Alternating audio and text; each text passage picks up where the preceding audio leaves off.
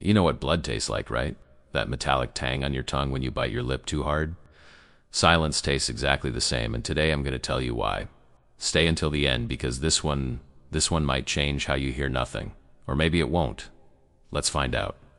There's a moment usually happens in childhood when you first understand what silence actually is. Not the absence of sound.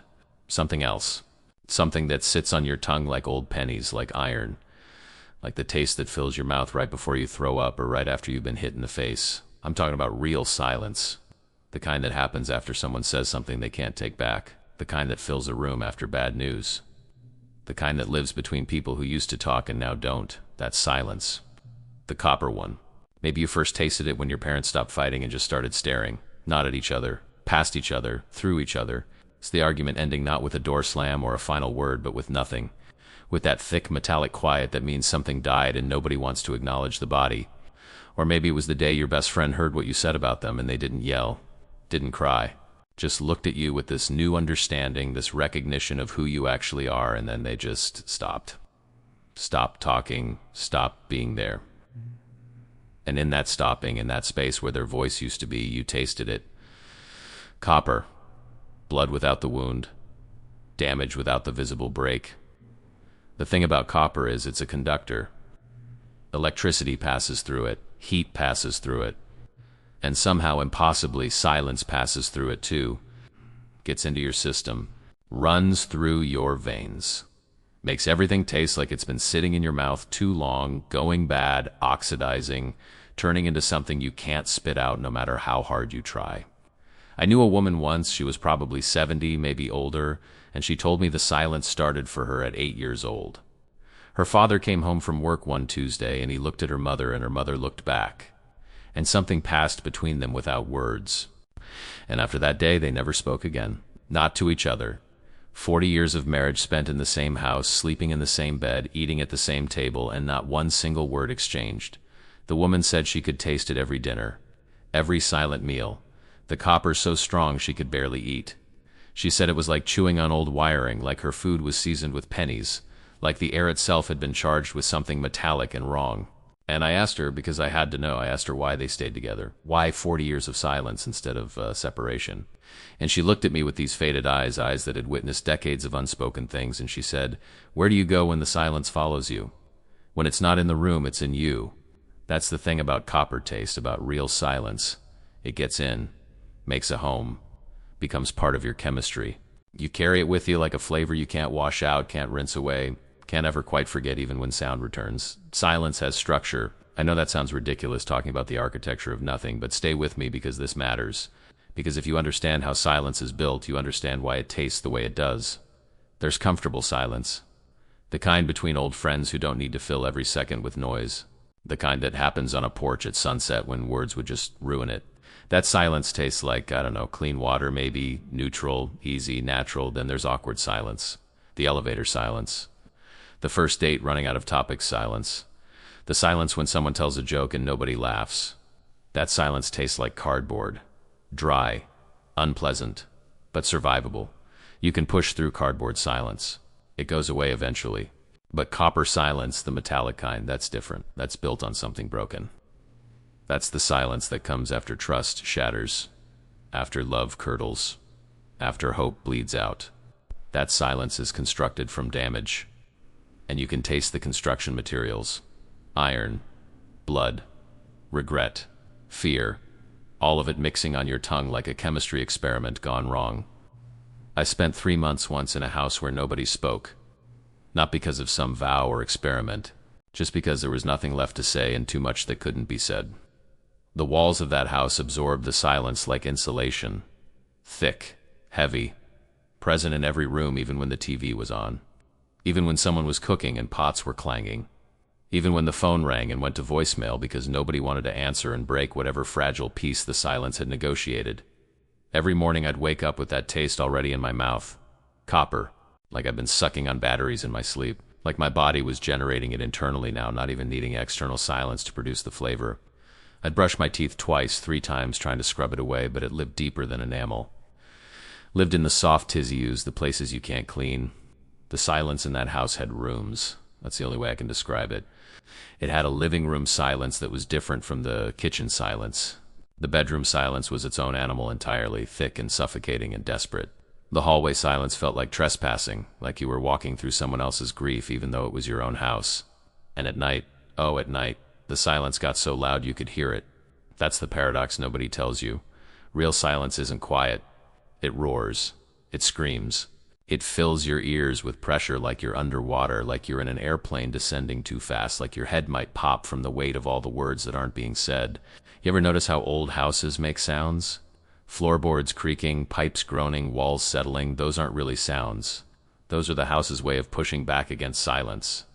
The building itself trying to create noise, any noise, to fill the terrible vacuum of people who've stopped communicating. I learned to identify different silences by taste. Angry silence tastes sharper, more acidic, like battery acid mixed with copper. Sad silence tastes duller, thicker, like old blood that's been sitting too long. Scared silence tastes clean but wrong, like surgical steel, like something medical and cold. The worst silence, though, the absolute worst, is the silence of giving up. That one tastes like rust, like metal that's been left out in the rain for years, like something that used to be functional but now just decorates decay. That silence doesn't even fight back anymore, doesn't resist, just sits there in your mouth, corroding slowly, turning everything it touches orange and brittle and dead. Here's what they don't teach you in school, what nobody warns you about when you're young and still believe that communication solves everything. The human body isn't designed for prolonged silence, not the copper kind anyway. We're social animals, talking animals, animals that need to exchange words the way we need to exchange breath. When you stop talking, really stop, things start happening inside you. Physical things, measurable things. Your throat tightens, not from crying, from disuse. The muscles that form words start to atrophy like any unused muscle. Your jaw clenches. Your tongue sits heavy in your mouth like a dead thing. And the taste, the copper taste, that's real too. It's not metaphor, it's chemistry. When stress hormones flood your system, when cortisol and adrenaline spike and stay spiked, they change the composition of your saliva, make it thicker, more alkaline. That alkalinity reacts with the trace minerals in your mouth, copper and iron and zinc, and creates that metallic flavor. Blood taste without blood. Body chemistry imitating trauma. I read somewhere, maybe a medical journal, maybe just internet pseudoscience, I can't remember anymore, that long-term silence can actually damage your vocal cords. Not from screaming or overuse, from underuse, like a machine that rusts from sitting idle. Your voice becomes this foreign thing, this instrument you've forgotten how to play. There was a man I knew, a neighbor, who hadn't spoken to his son in 14 years. Not from distance. They lived in the same town. Saw each other at the grocery store sometimes, at the gas station, at the bank, and every time they'd see each other, acknowledge with a nod maybe, and then move on. 14 years of nods, 14 years of that copper taste. I asked him once, ran into him at a bar where he was drinking alone. I asked him what started it. What was the thing that broke everything? And he looked at me like I'd asked what color the sky was. Like the answer was so obvious it didn't need stating. Then he said, and I'll never forget this, he said, it doesn't matter what started it. Silence feeds itself. The longer you don't talk, the more impossible talking becomes. You think you're punishing them, but you're just training yourself to live with less air. He died 2 years later. Heart attack. Never talked to his son. Never broke the silence. And at the funeral, I watched the son stand there dry-eyed, not crying, just standing. And I wondered what that silence tasted like to him now. Now that it was permanent, now that there was no possibility of breaking it, was it still copper? Or had it become something else, something worse? Your body knows when communication is dead. It knows before your mind admits it. It starts producing the taste as a warning. Like how carbon monoxide detectors beep when poison fills the air. The copper taste is your internal alarm system saying, this is toxic, this is killing you, get out, speak, do something, anything. Before this silence becomes the only language you remember, but we ignore it. Keep swallowing that metallic flavor. Keep pretending it's normal. Keep acting like a tongue coated in copper is just part of being an adult. Part of having complicated relationships. Part of the sophisticated dance of modern dysfunction. Out here where the town ends and the nothing begins. Where houses sit far enough apart that you can't hear your neighbor's TV through the walls, silence is different. It's not filled with the white noise of traffic, of sirens, of voices from apartments above and below. Out here, silence is actual absence, and it tastes stronger because of it. I'm watching the field right now from my porch. It's been the same field for 30 years.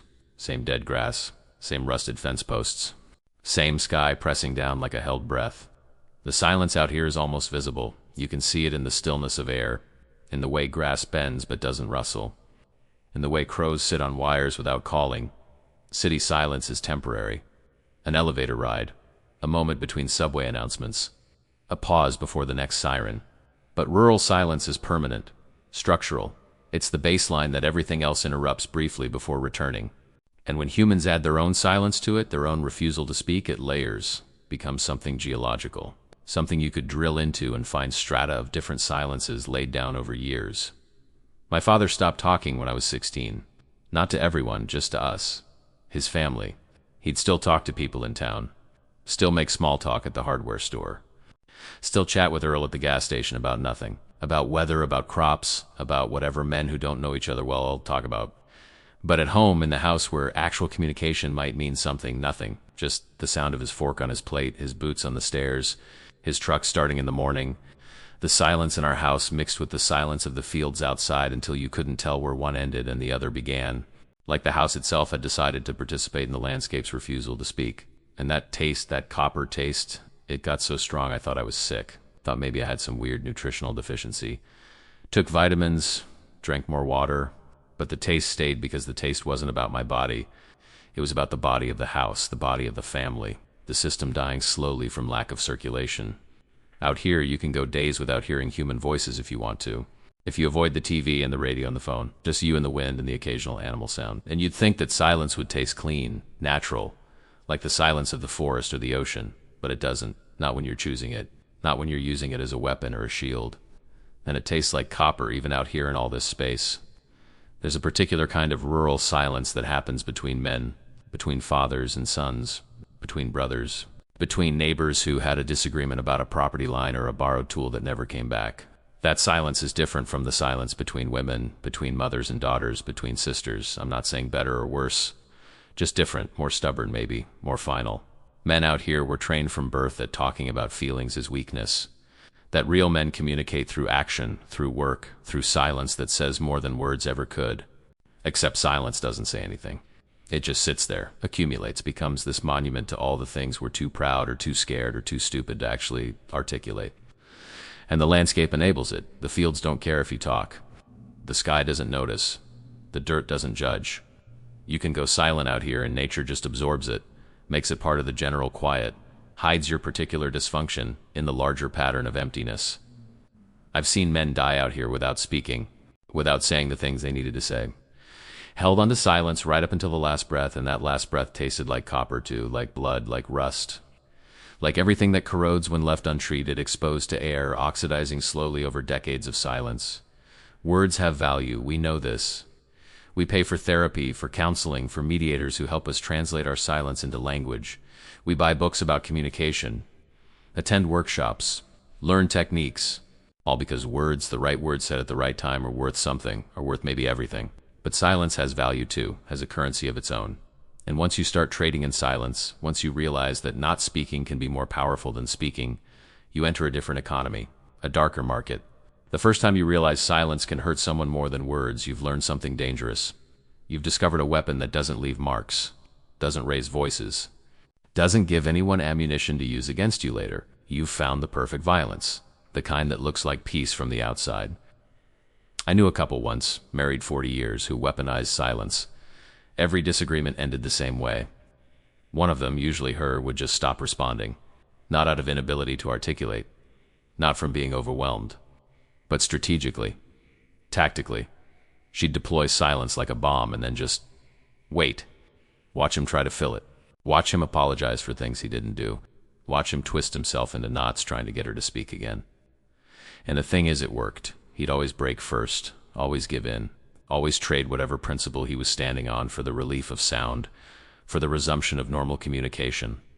He was addicted to her voice, and she knew it, and she used that addiction like leverage. But here's what she didn't count on. Silence compounds. You can't use it as a weapon for 40 years and expect it to stay a tool. Eventually it becomes the relationship, Eventually, you're not two people using silence strategically. You're just two people living in silence. Period. No strategy. No purpose. Just the habit of not speaking so ingrained that speaking becomes unnatural. I watched them at the end, the very end when she was dying, and I thought maybe now the silence will break. Now they'll say the things. Now, with time running out, they'll remember how to talk. But they didn't. She died with that copper taste in her mouth, I'm sure of it. And he sat there holding her hand, silent, because 40 years of practice had made him perfect at it. Economics of silence work like this. Every word not spoken is a word saved. Every conversation avoided is energy conserved. Every difficult truth left unsaid is a conflict prevented. And if you do this enough, if you save enough words, avoid enough conversations, prevent enough conflicts, you'll think you're wealthy, you'll think you're efficient, you'll think you're wise, until you realize you've been saving Confederate currency, hoarding money that has no value, that never had value. That was just paper printed with promises nobody intends to keep. And now you're sitting on a pile of unsaid things, and they're worthless, and you're broke in the way that matters most. There's inflation in silence, too. The longer you go without speaking, the more words it takes to break the quiet. First time you don't talk after a fight, maybe an apology fixes it. And I'm sorry and everything's okay. But let it go a week and now you need a conversation. Let it go a month and now you need multiple conversations.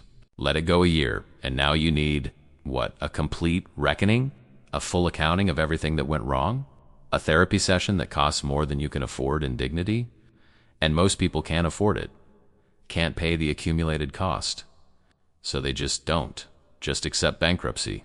Accept that some silences can never be broken. That some relationships exist now only in the negative space. In the copper-tasting void where communication used to live. My grandmother never spoke about her childhood. Not one story, not one memory. Not one explanation of where she came from or who her people were or why she ended up here in this dead field in this dying town, raising children in silence. And my mother learned from that. Learned that the past is something you swallow, something you keep down, something you don't let come back up no matter how sick it makes you. Learned that silence is inherited like eye color or height or the shape of your hands, and I learned from my mother. Learned it so well I didn't even know I was learning, just absorbed it through the walls, through the air, through the 1,000 meals eaten without conversation. Learned that feelings stay inside, that words are dangerous, that silence is safety even when it tastes like copper. 3 generations of silence. 3 generations of that metallic flavor coating our mouths. 3 generations teaching the next that this is normal. This is how families work. This is love expressed through quiet, through presence without words, through the stubborn refusal to articulate anything that might hurt or heal or change anything. You can trace it like a genetic disease. My grandmother's father, apparently, I heard this from an aunt who heard it from someone else who might have been lying. My grandmother's father didn't speak for the last decade of his life. Just stopped one day after his wife died and never started again. Lived in his house, tended his garden, walked to the store, nodded to neighbors, but silent, completely silent. And his silence infected his daughter, and her silence infected hers. And now here I am, 4th generation of copper taste, wondering if I'll pass it on too. If I'll have children who learn to swallow their words before they form, who develop that metallic tongue early, who think this is just how mouths are supposed to taste. The inheritance isn't just the behavior, it's the justification. It's the entire philosophy of silence that gets passed down. We don't talk about that. Let sleeping dogs lie. What's done is done. No. Use crying over spilled milk. Time heals all wounds. 1,000 little sayings that all mean the same thing. Shut up. Don't speak. Keep it down. Let it rot inside you where nobody has to deal with it. And the rot does happen. I've seen it. I've watched people from families like mine carry the decay in their bodies, in their hunched shoulders, in their inability to make eye contact, in the way they apologize for existing, in the way they expect abandonment, in the way they taste copper even when they're alone, even when no one's refusing to speak to them because the silence is internal now, generational, cellular. I went to therapy once. Sat in the office with the plants and the soft lighting and the box of tissues strategically placed within reach. And the therapist asked me about my family, about communication patterns, about how we handled conflict. And I started to answer and then just couldn't. Not because I didn't want to, because I didn't have the words. Because 3 generations of silence had left me without the vocabulary to describe what was wrong. She asked me what it felt like. my family dynamic. And I said, without thinking, I said, it tastes like copper. And she wrote that down like it made perfect sense, like she'd heard it before. Like maybe silence tasting like metal is universal, or at least common enough that therapists recognize the symptom. The inheritance works like this. You learn silence so well it becomes reflexive. Someone asks you a difficult question, and before you even process it, your mouth fills with that metallic taste, and you just know you're not going to answer. Not because you're deciding not to, because your body is deciding for you. Because your ancestors' bodies decided for them, and somehow that decision lives in your cells now. Breaking inherited silence is harder than breaking personal silence. Personal silence, you made that choice. You can unmake it. But an inherited silence that was chosen before you were born, that was embedded in your family's DNA, that's a pattern that thinks it's protecting you. That truly believes that not speaking is survival, is safety, is the only way to avoid whatever nameless catastrophe happened generations ago that nobody talks about but everybody fears. Silence isn't nothing. This is important. This is the thing people get wrong. They think silence is absence, void, empty space where sound should be. But silence is presence. Silence is mass. Silence takes up space and displaces other things, just like matter does. You can measure silence, not in decibels, obviously, but in weight, in pressure, in the way it fills rooms, the way it sits on chests, the way it occupies the space between people like furniture, like a table nobody remembers buying, but everyone walks around now because moving it would require addressing why it's there in the first place. There's a density to silence. Some silences are light, airy, easy to move through. But copper silence, the metallic kind, that's dense, that's heavy. That's the kind of silence that takes effort to push through. Like walking through water, like moving through air that's become too thick to breathe properly. And it has temperature. I know this sounds insane, measuring the temperature of nothing, but silence is cold. Specifically, the silence that tastes like copper is cold.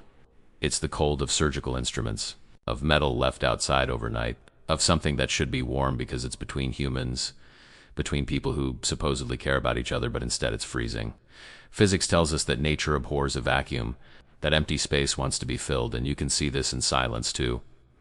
The way people fill it with anything, TV shows they're not watching, music they're not listening to, scrolling through phones, anything to prevent the silence from being actual silence, from being that heavy, cold, copper-tasting presence that makes you confront what's actually missing. But some people don't fill it. Some people let the vacuum exist. Let the silence accumulate like water behind a dam, and the pressure builds.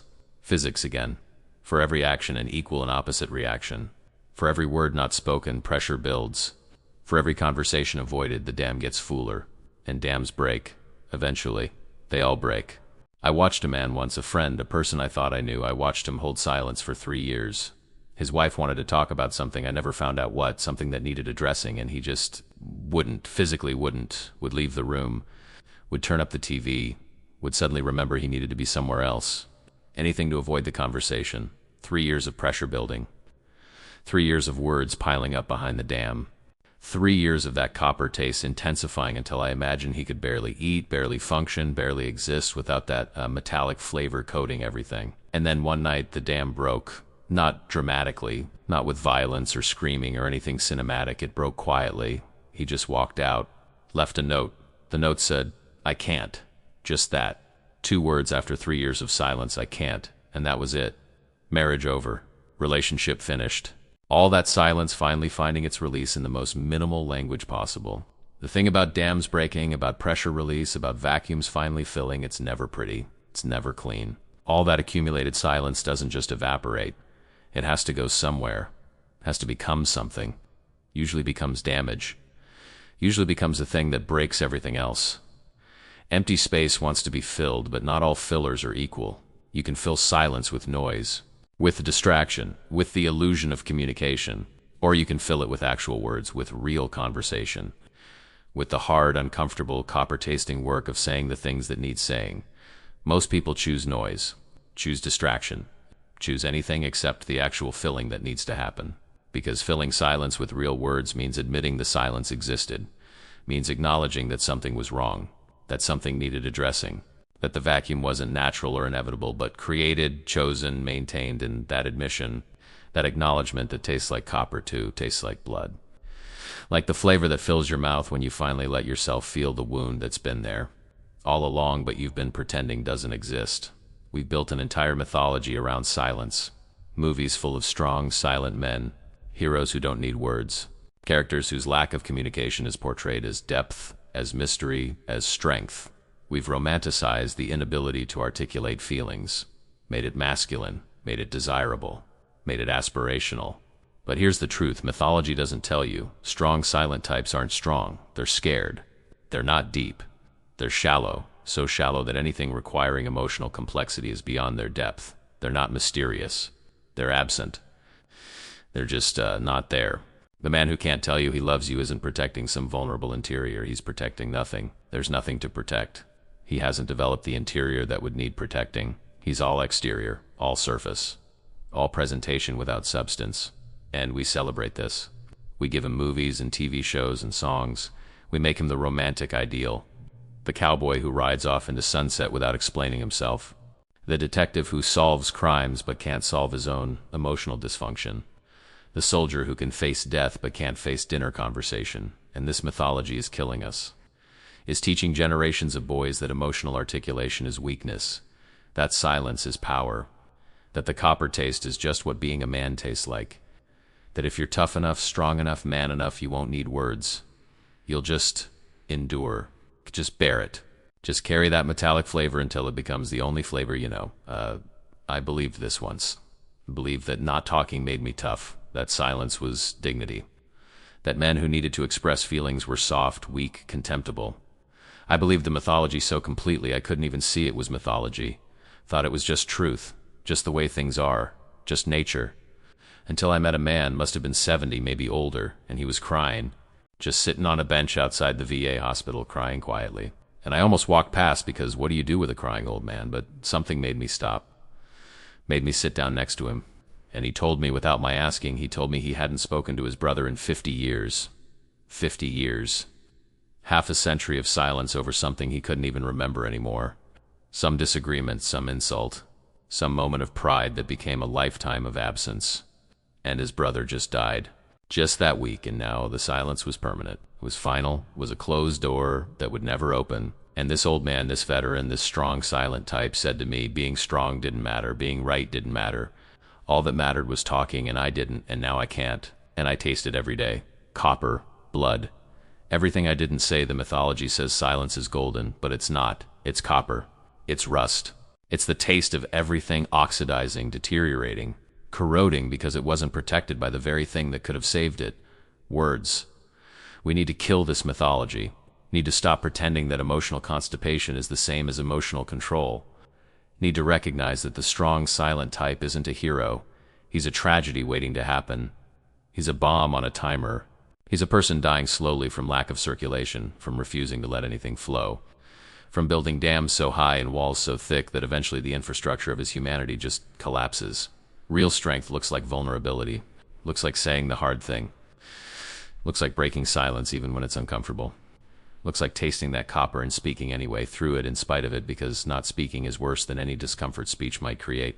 But we don't teach that. We teach the opposite. We teach boys to swallow, to keep it down, to man up, to stop crying, to be strong.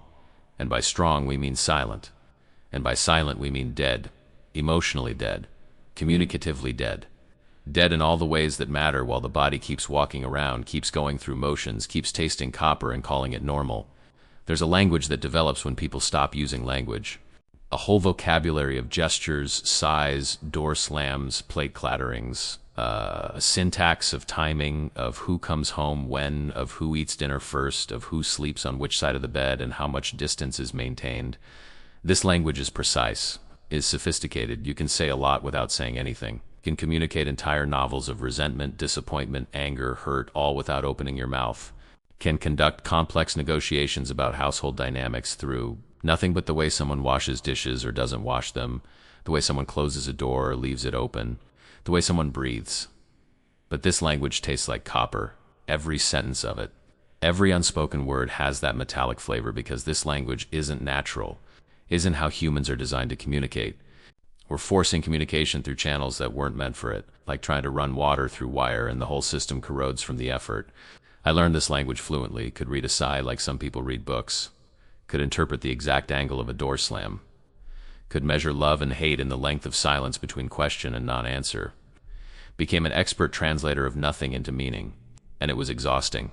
Is exhausting. It takes more energy to communicate without words than with them. Every interaction becomes interpretation. Every silence becomes a puzzle. Every gesture needs analysis. You spend your whole life trying to decode what people mean instead of just hearing what they say. The vocabulary includes the morning silence, which tells you whether yesterday's fight is still active or has been quietly abandoned without resolution. The evening silence, which maps the geography of who's sitting where and why and what the distance between bodies means. The meal silence, which communicates through chewing speed, fork placement, and the act of passing or not passing salt. The bedroom silence, which I won't detail, but you know what that silence means and what it costs. The car silence, trapped together in movement. Going somewhere while going nowhere, the motion highlighting the stillness between you. Each type has its own flavor, its own particular mixture of copper and regret and oxidized hope. You learn to taste the differences. Learn to identify which silence you're experiencing the way wine snobs identify vintages. And children learn this language too. Learn it faster than they learn English or Spanish or any spoken language. Learn the vocabulary of voiceless before they can tie their shoes. Grow up fluent in a language that damages them, that teaches them communication is dangerous, that words are weapons, that silence is safety even when it's poison. I had a professor once who said that language creates reality, that we can't think thoughts we don't have words for, that our vocabulary limits our consciousness. And I wonder, what reality does the language of silence create? What consciousness exists in people who speak only through absence? Through negative space, through the copper-tasting vocabulary of everything unsaid?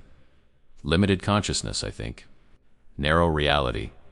A world where feelings exist but can't be named. Where problems exist but can't be solved because solving requires articulation. Where love exists but can't be expressed except through the absence of hate. Through the minimal baseline of not actively destroying each other. And this vocabulary, this language of the voiceless, it spreads. It's contagious. You spend enough time with silent people, you become silent too. Not because you want to, because the pressure to match, to mirror, to fit into the existing communication system is stronger than your desire to speak. Because speaking in a house of silence feels like violence. Feels like breaking something that everyone agreed to leave intact. So you learn the language, learn to say nothing, learn to let the copper taste replace words. Learn that communication is just another thing to give up, another compromise to make. Another way to fit yourself into spaces that don't fit you, but you occupy anyway because leaving is harder than staying and silence is easier than speech. There's a moment, a specific moment right before silence breaks, right before someone finally says the thing, right before communication resumes after however long it's been dead. That moment tastes like pure copper, like biting down on a battery, like every electron in your mouth activating at once. That moment is terror, is possibility. Is the second before you jump, not knowing if there's water below or rocks. Is standing on the edge of the dam about to break it yourself, to release all that pressure intentionally instead of waiting for catastrophic failure. I've stood in that moment, multiple times. Stood there with words loaded in my mouth like bullets in a chamber. Stood there tasting metal so strong I could barely breathe. Stood there knowing that once I spoke, once I broke the silence, everything would change and I couldn't predict how, and that uncertainty was worse than the certainty of continued quiet. Most times I didn't speak. Most times I stepped back from the edge, swallowed the words, swallowed the copper, let the moment pass. Let the silence continue, because continuing is easier than changing, even when continuing is killing you slowly. But sometimes I spoke. Sometimes I let the words out. Sometimes I broke the silence despite the taste, through the taste, because the taste was unbearable and speech was the only way to make it stop. And you know what happened? Different things. Sometimes speaking fixed nothing. Sometimes it made things worse. Sometimes the silence returned heavier than before because now we'd tried talking and talking hadn't worked, and that failure made the quiet more justified, more final, more acceptable. But sometimes speaking opened something. Not fixed, not solved, but opened, made space for something, made the copper taste recede slightly, made breathing easier, made the room less heavy. The moment before speaking feels like dying, like you're killing the version of yourself that stayed silent, like you're murdering the relationship as it currently exists to birth something new that might not survive, like you're committing to vulnerability without guarantee of return. And that's accurate. That feeling is true. You are killing something. The silence dies when you speak. The version of you that could hold everything in dies. The relationship that existed in quiet dies. And what comes after might be better or worse, but it will definitely be different. I think about that old man crying on the bench, about his 50 years of silence with his brother, about the moment repeated over 50 years when he could have spoken and didn't, about standing at that edge thousands of times and stepping back every time until finally time ran out and the edge disappeared and the choice was gone. I think about my own silences, the ones I've maintained, the ones I'm maintaining right now, the people I'm not talking to, the things I'm not saying, the copper taste I'm carrying around like it's normal, like it's just how things are, like I don't have a choice, but I do have a choice. We all do. Every moment is the moment before speaking. Every silence is breakable. Every copper taste is a choice to keep swallowing instead of spitting it out. Instead of saying the thing, instead of breaking the quiet, even though breaking it might break everything else too. The question isn't can you speak, the question is will you? Will you stand in that moment of pure metallic terror and speak anyway? Will you kill the silence even though killing it feels like killing yourself? Will you choose the uncertainty of words over the certainty of quiet? Most people won't. Most people will taste copper for their entire lives. Will die with words still loaded. Will take their silence to the grave and think they won something by never breaking, never bending, never speaking the things that needed saying. And maybe they did win. Maybe silence is victory. Maybe dying with your words unsaid is strength. Maybe the copper taste is just the flavor of dignity, of pride, of whatever we call the thing that keeps us locked inside ourselves until nothing remains but the lock. Or maybe it's just cowardice. Maybe silence isn't strength, it's fear dressed in strength's clothing. Maybe the copper taste is just the taste of everything dying inside you that you're too scared to let live. If you could dig through silence the way archaeologists dig through earth, what would you find? What layers? What remains? What evidence of the civilization that existed before the quiet took over? You'd find words, I think. Fossilized words. Things that were almost said but weren't. Sentences that formed completely in the mind but never reached the mouth. Conversations that were planned, rehearsed, perfected in imagination but never performed in reality. You'd find strata. Layers upon layers of different silences. The silence from last week over the silence from last month over the silence from last year, each one preserving the moment when communication died, when words failed, when quiet became easier than sound. And if you had the right tools, if you could carbon date silence, you could identify the exact moment everything changed. The precise second when a relationship that talked became a relationship that didn't. The specific day when a family that communicated became a family that just existed in parallel. I've tried to do this archaeology on my own life, tried to dig back to find the moment when copper replaced clean, when silence became my default, when I learned that not speaking was safer than speaking. Can't find a single moment. Can't identify one trauma, one event, one catastrophe that explains it. It's more like erosion, like water wearing away stones so gradually you don't notice until one day the stone is gone and only the water remains. First layer, childhood silence. The learned silence of children should be seen and not heard. The tactical silence of not wanting to get in trouble. The survival silence of a house where certain topics were forbidden. That layer tastes like fear mostly. Like trying not to be noticed. Like trying to disappear. Second layer, teenage silence. The chosen silence of not telling parents anything. The protective silence of keeping your real self hidden. The social silence of knowing your peers will judge anything authentic. That layer tastes like shame. Like knowing you're not acceptable as you are. Like learning to perform instead of exist. Third layer, adult silence. The professional silence of not saying what you think at work. The relationship silence of letting things slide rather than fighting. The family silence of repeating patterns learned in childhood. That layer tastes like resignation. Like this is just how things are, like nothing will change, so why try? And underneath all of it, preserved like ancient remains, the original voice. The one that spoke freely before learning not to. The one that expressed feelings before being taught feelings are embarrassing. The one that asked questions before discovering questions are intrusive. That original voice is still there, buried, fossilized. But there, sometimes late at night when the copper taste is especially strong, I can almost hear it, can almost remember what it sounded like to speak without fear, to communicate without calculation, to say things simply because they were true rather than because they were safe. The archaeology of quiet shows something important. Silence is built, is constructed, is accumulated over time through repeated choice, which means it can be deconstructed, can be excavated. Can be removed layer by layer until you reach the original voice again, but that work is hard, requires tools most people don't have, requires willingness to dig through your own damage, requires patience to sift through layers of learned behavior, requires courage to face what you find buried there. Most people don't do the work, most people just build on top, add new layers, new silences, new reasons not to speak. Keep building until the original voice is so deep, so buried, so impossible to reach that it might as well not exist. And they live on the surface of themselves. Live in the newest layer, the most recent silence, never knowing what's underneath, never wondering what voice they buried, never tasting anything except copper because copper is all that's left at the surface level. I don't know if I'll ever dig deep enough to find my original voice. Don't know if it's even possible after this many years, this many layers, this much accumulated quiet. But I know the copper taste isn't bedrock, isn't foundation, is just another layer that can be removed if I'm willing to do the work. The question is, am I willing? Are you? Are any of us willing to excavate ourselves, to dig through everything we've built? To risk finding nothing at the bottom except more silence, older silence? Silence so ancient it might be structural rather than chosen? Here's what nobody tells you about the copper taste, about the silence that creates it. It doesn't kill you. That's the cruel part. It doesn't kill you quickly. Doesn't put you out of misery. Just corrodes slowly. Just damages over time.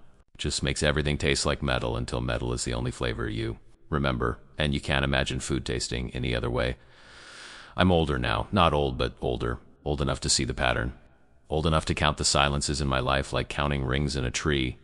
Each one marking a year, a relationship, a conversation that didn't happen, a word that didn't get said. And the copper taste is permanent now. Isn't just something I experience in moments of silence. Is baseline. Is the default flavor of my mouth. Is what water tastes like, what coffee tastes like, what food tastes like. Everything filtered through that metallic coating. I wonder sometimes if I'll die with this taste. If my last conscious thought will be noting that familiar copper flavor. The final moment of my life will taste the same as the thousands of moments when I chose silence over speech, quiet over communication, safety over risk. And I wonder if that's true for everyone. If we all die tasting whatever we chose to swallow rather than spit out. If the alcoholic dies tasting whiskey. If the bitter person dies tasting resentment. If the silent person dies tasting copper. There's a field outside my window. Same field that's been there forever. Same dead grass. Same empty space. Same silence. And I sit here, on this porch that needs painting, that's been needing painting for years, and I taste copper, and I watch nothing happen.